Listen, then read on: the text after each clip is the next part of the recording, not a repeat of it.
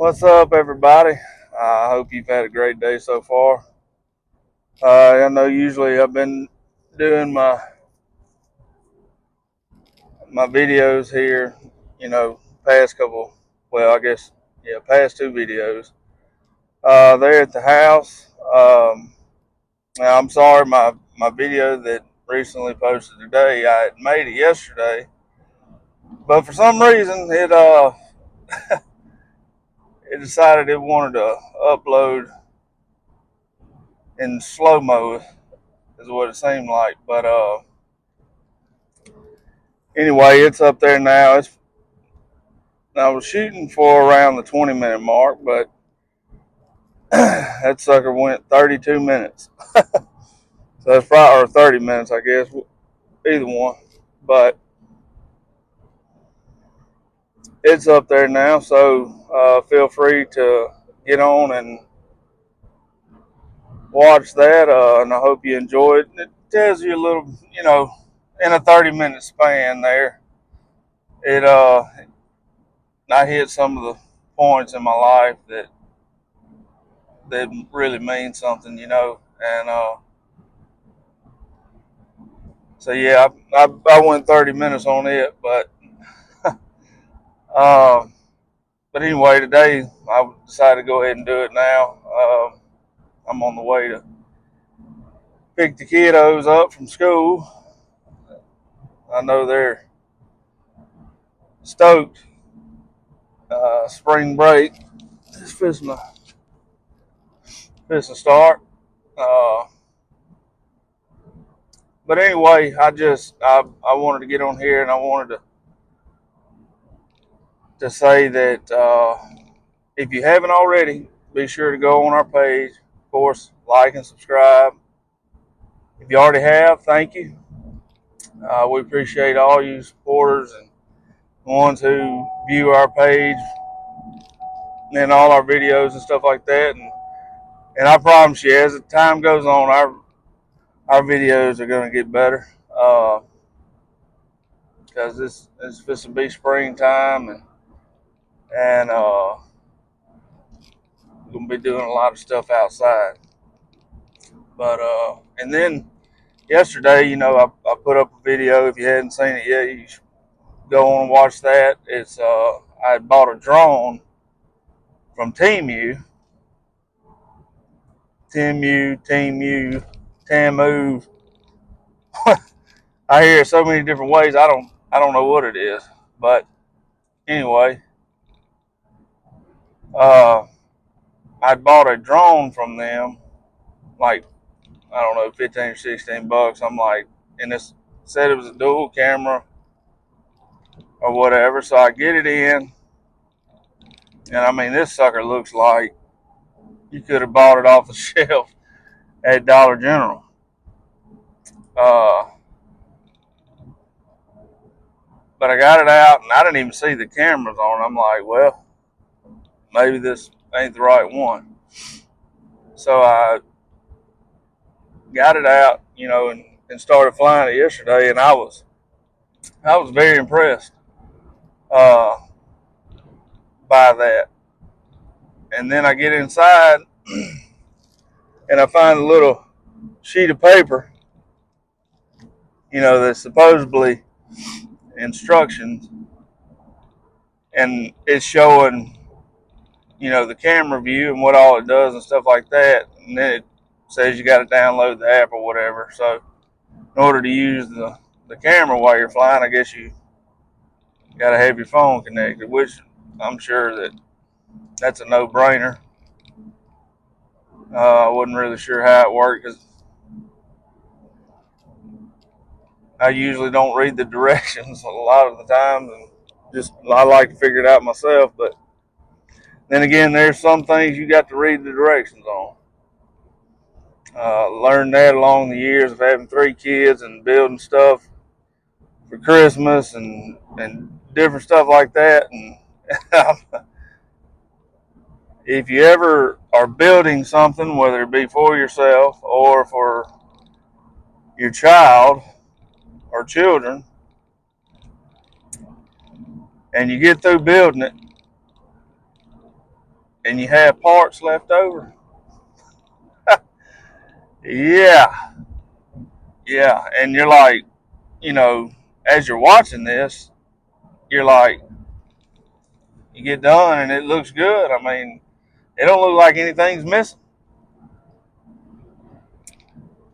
So then it goes to trying to find where, you know, the stuff you didn't put in, where does it go? Or are this, extra, and usually you don't hardly ever get extra stuff in the in the package.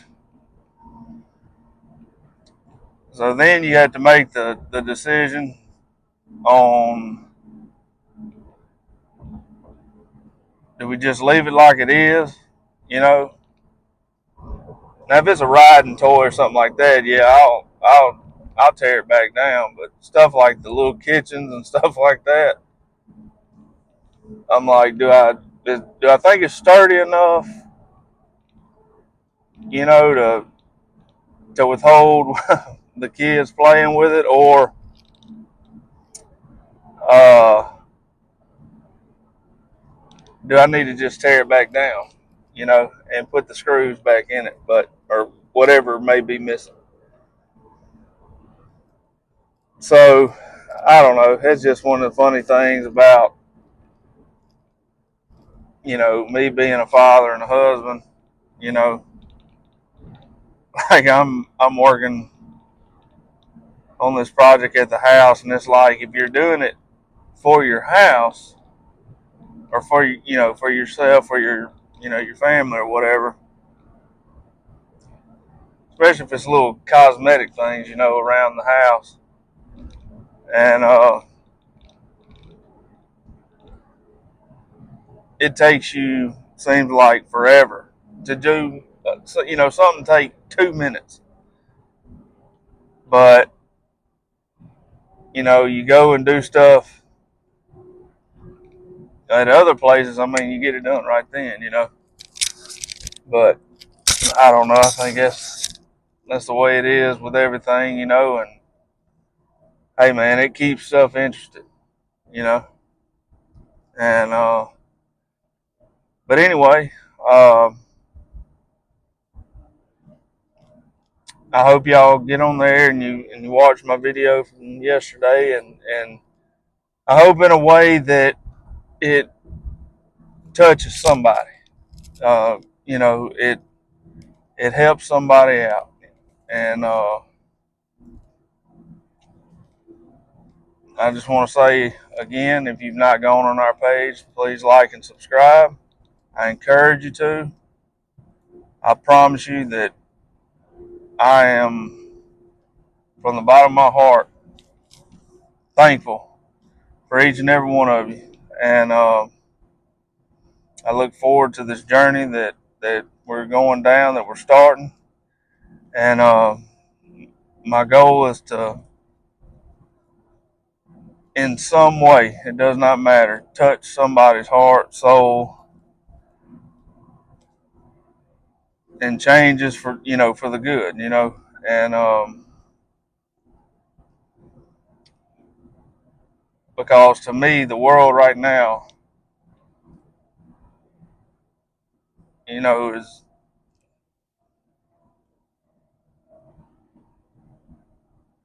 it's bad.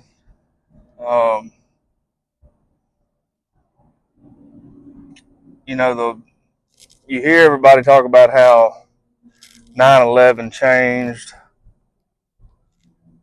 the United States and all over the world, but then you hear, well, what you don't hear a lot of people talk about, they talk about how tragic that was, and then, you know, on that day, remember that day.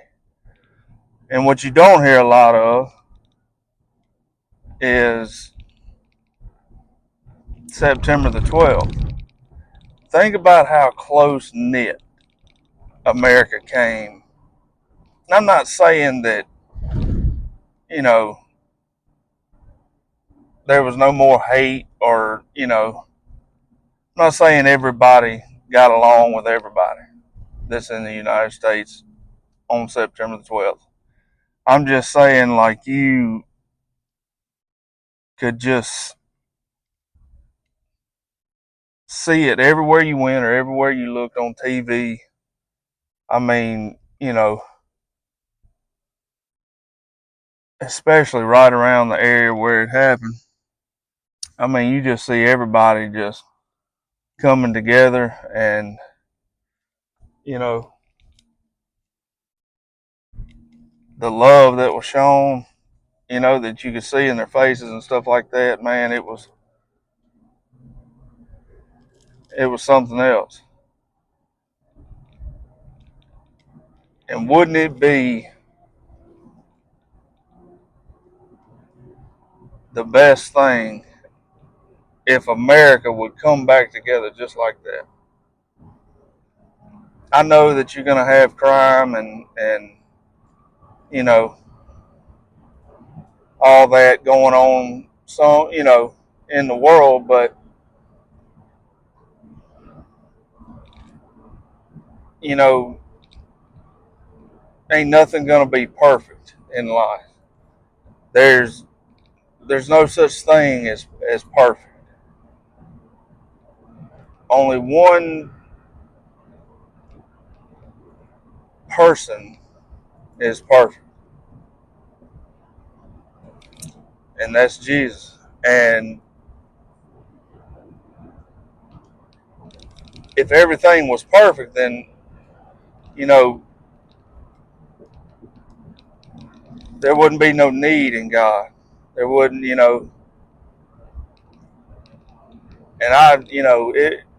everything to me, I guess, would, I don't know, I couldn't imagine being, perfect or everything's perfect. And I mean, you can say that like this or that was perfect, or that went perfect, you know, but in reality, you know, somewhere along those lines there, and what, we thought was perfectly done or something like that, somewhere along in there, something kind of tweaked the wrong way or whatever. But in reality, there was something that could have been a little bit better about it, which would have made it, you know, more perfect, I guess, than what you thought you had done perfect, or you thought you done perfectly, but it wasn't perfect. I guess, if that makes sense. I know that's kind of confusing, but anyway, my point is if I can, I've always been a motivational speaker type. You know, I was that way in football, and even one of my coaches, uh, my offense coordinator, when I was a junior in high school, I'll never forget it. And rest in peace, because man, I loved him. He was one of the best coaches that I'd ever had, and he told us, I think it was before the first game, his first game at our school, and he said, one thing you're going to learn about me is I don't believe in pep talks before the game, you know, or anything of that nature. And I was like, this is strange, because I mean, if you've played football or you've watched football, you know, when you hear somebody like Ray Lewis give a pregame speech, or a speech at all, man, it has been like 16 years since I touched a football field. And when I hear that man say a speech, or when I watch him, his documentaries, or, his videos on YouTube, Man, I'm gonna tell you what, I get so fired up, and my wife gets mad because you know it get everybody settled down, and be laying in bed, and knowing, we we got to go to sleep. It's gonna be a big day tomorrow, and the first thing I'll turn on is either, well, back, you know, before I discovered the Sean Ryan show, um, I would watch 30 for 30s or watch, some stuff on Ray Lewis and, Patrick Willis and, oh man, Ed Reed, Brian Dawkins. And man, I would get so fired up, and I can watch 5 minutes of it. And I'm here to tell you, I'll be up the rest of the night. Won't sleep a wink. And she's like, you know better than to turn this on before bed because you ain't going to go to sleep. And man, so I was, when my coach said that, he had a good point as to why. He's like, oh, and this is the reason why he said that he's not a, big motivational speaker type guy. He don't believe in pregame speeches and stuff like that, or you know, hype speeches. He said, because I can sit in here and I can give you this 3 hour long pep talk, before the game, have you fired up in here, head button, just raising Cain. You get out there on the field and you get on the first kickoff, you're pumped, you're hyped, whatever, and then you get your block knocked off. Then that 3 hour speech he said that I just gave you, when that lick happens, if it happens to you, he said, now it ain't gonna happen every time. He's like, but there's gonna come a time where you ain't the one delivering that blow and somebody's delivering it onto you. And then that whole 3 hour speech of mine just went right out the window. And I was like, well, you got a point. But then again, I don't know, man. You can ask anybody that's ever played for me, all the way from where I was, coaching my oldest son's football team, or junior high guys, or as some people call it, junior varsity, and then high school. You can bet your tail before that game,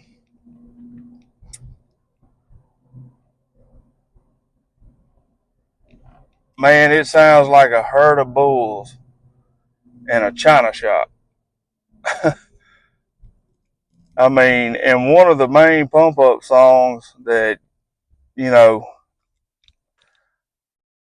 I never listened to it. I mean, it pump you up now, but I didn't think nothing about it back then. We're talking '07, '08, '09 when I was playing. And,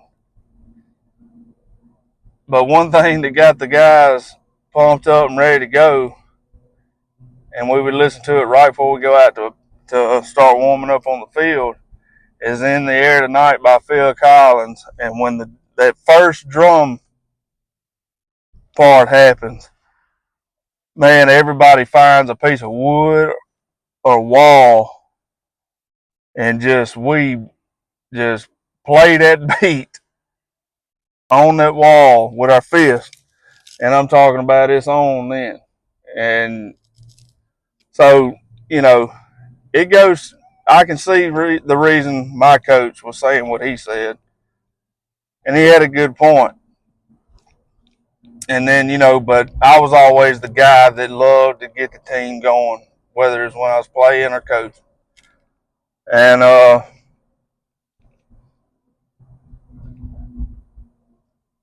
like with his point, saying after that first lick, that on the kickoff, then it's out the window. You got some players that, would be like that. They get all pumped up and they go down there thinking they fist to make the tackle. And then somebody just knocks them out of the cleats, And yeah, I mean, I ain't gonna lie, that ain't no fun.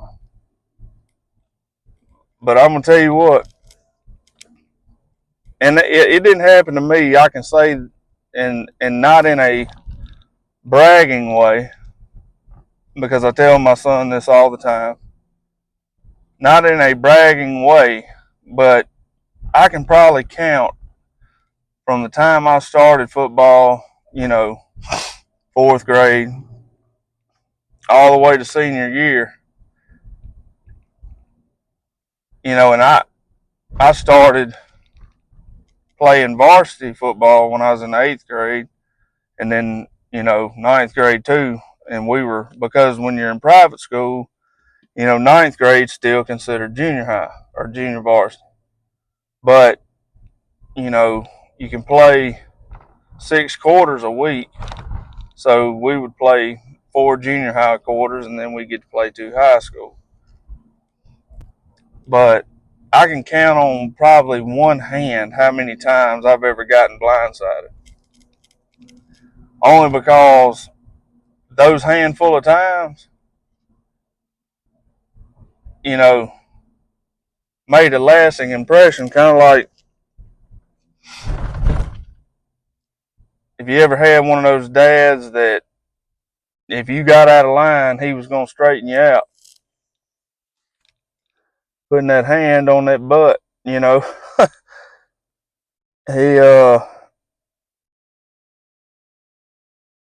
he didn't ever have to use a belt or a paddle or a switch like it was back in the old days, But when he got you, and you straightened up. Well, that's just like those blindsided hits, The ones that I did get, made a lasting impression. So I was sure that anywhere I was on the field, and of course my dad was a really, really good linebacker, and so he taught me a lot of stuff on defense and football and stuff like that, and always keep your head on a swivel, is what he used to tell me. And so, I didn't get blindsided that much, and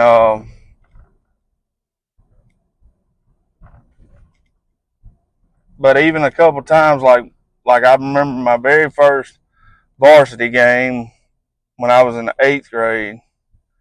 You already feel like you're going out on a D1 college field, because I wasn't that big and they're like grown men, And man, first play on defense, I was playing defensive end. He ran a sweep to the right, which was away from me, and so I trailed him. And boy, that center turned around, and of course I was probably 5'9", 10 something, 5'10", yeah, 5'8" or 9, and 100 something pounds, and this dude is 6'4", 270. And this sucker turned and just, because I was running after this running back, gonna make sure that, I went and got him, and anywhere, he'd make a move, I knew which way to go. Well, that sucker turned and caught me and blindsided me, and you could watch it on film. And when he hit me, I went completely out of the camera view, and it was raining, so then I slid another 5 feet. But the point of all that was, and talking about getting pumped up and stuff like that, that hit and hits like that, it didn't put the flame out. It only poured gasoline on it. if you know what I mean. I liked it, man. If you were a good hitter and I was running the ball, or vice versa, and a big hit happened, if you got the bigger lick on me, I'd just smile at you and tell you that to do it again. You know, that's what I that's what I like. That's football. I wake up and strive for stuff like that. It's crazy, crazy stuff. And back then the whole concussion protocol wasn't really set in yet. So I mean, every time you hit somebody, you just black out. It's crazy times. But anyway, what I want to end with here, I don't want to bore y'all too much, is remember, like I said, to never give up. Quitting is not an option. And I love you. Thank y'all for joining in. And we'll see y'all next time.